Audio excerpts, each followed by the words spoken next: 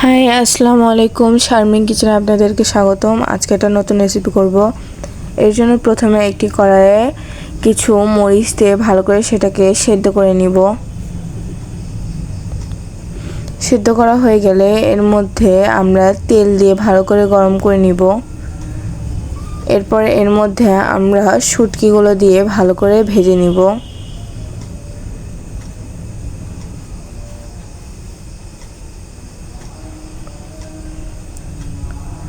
ভালো করে ভাজা হয়ে গেলে এটি একটা পাত্রে তুলে নিব।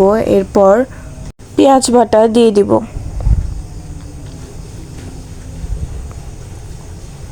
পেঁয়াজ বাটা দিয়ে দেওয়া হয়ে গেলে এর মধ্যে আমরা রসুন বাটা ও আদা বাটা দিয়ে দিব।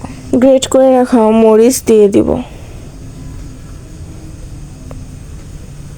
এরপর গ্রেট করা শুটকি এর মধ্যে দিয়ে দিব।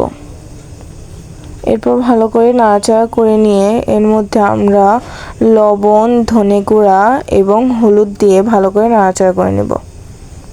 এরপর এটি এরকম কালো হয়ে আসলে, এর উপর দিয়ে তেল হয়ে আসলে তারপর এটা আমরা নামিয়ে নিব।